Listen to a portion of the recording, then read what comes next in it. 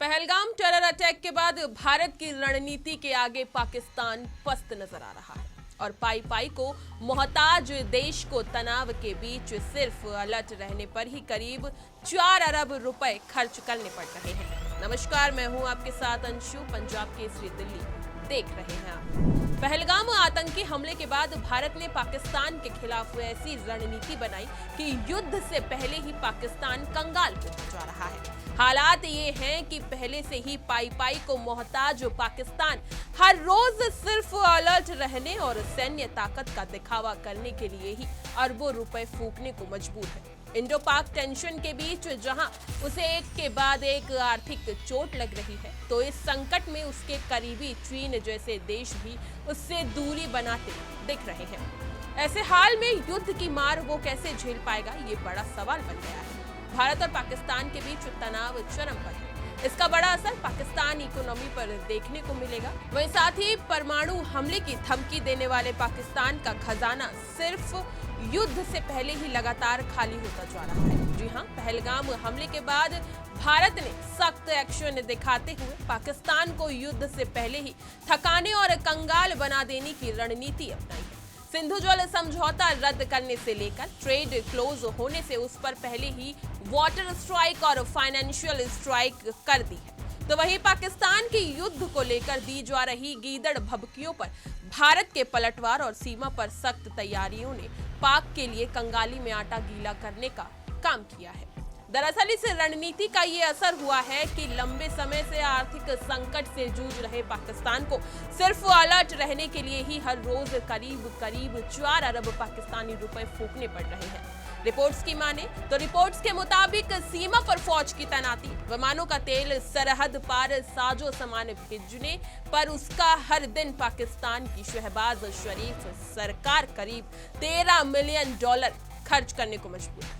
पाकिस्तान के सालाना सैन्य बजट की अगर बात करें तो ये $7.5 अरब यानी 2.10 लाख करोड़ पाकिस्तानी रुपए के आसपास है। जबकि भारत से तनाव के बीच सिर्फ हाई अलर्ट पर होने वाले खर्च का कैलकुलेशन करें तो इसकी अनुमानित मासिक लागत ही $400 मिलियन यानी 11,253 करोड़ पाकिस्तानी रुपए तक पहुंच सकती है। पहलगाम अटैक के बाद से ही भारत की ओर से पाकिस्तान को लेकर अपनाई गई इस रणनीति को एक्सपर्ट्स पाकिस्तान की धीमी सजा करार दे रहे हैं। यानी आर्थिक और कूटनीतिक जाल में विरोधी को धीरे धीरे कमजोर करना। डिफेंस एक्सपर्ट्स जेके बंसल का कहना है कि कंगाल पाकिस्तान कूटनीतिक मंच पर अलग थलग पड़ता जा रहा है। रिपोर्ट्स में तो यहां तक बताया जा रहा है कि पैसों की तंगी के चलते ही पाकिस्तान ने भारत को गीदड़ भभकी देने के लिए शुरू किए गए युद्धाभ्यास भी बंद कर दिए हैं। भारत की सैन्य तैयारियों को देखकर पाकिस्तान को हर पल हमले का खौफ सता रहा है।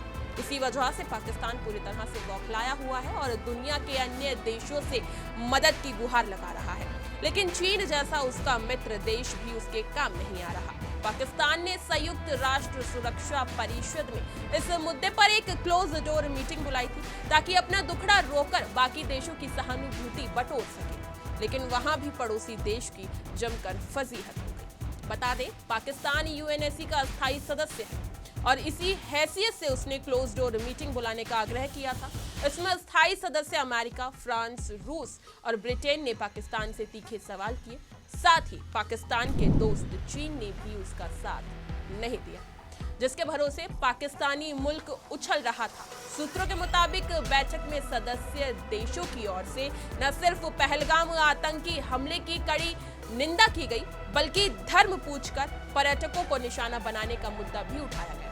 कुछ देशों ने पाकिस्तान की ओर से किए गए मिसाइल टेस्ट और परमाणु हथियारों की धमकी पर भी सवाल उठाए और इसे उकसावे की कार्रवाई बताया है। दूसरी तरफ भारत ने एक बिना ज्यादा खर्च किए ही सिर्फ अपने कूटनीतिक और रणनीतिक फैसलों से पाकिस्तान को पस्त करना शुरू कर दिया है। पाकिस्तान से भी आयात निर्यात पर पाबंदी, पाकिस्तानी जहाजों की भारत में बंदरगाहों पर एंट्री बैन, पाकिस्तानी नागरिकों के आने पर पाबंदी के अलावा बिलावल भुट्टो और कई पाकिस्तानी सोशल मीडिया अकाउंट को ब्लॉक करना शामिल है।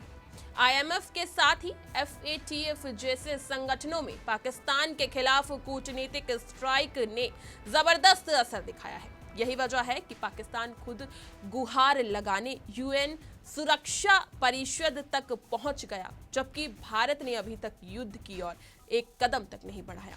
इस खबर पर आपकी क्या प्रतिक्रिया है, हमें कमेंट सेक्शन में जरूर बताएं और इसी तरह की तमाम खबरों को जानने के लिए बने रहिए हमारे साथ और देखते रहिए punjabkesari.com।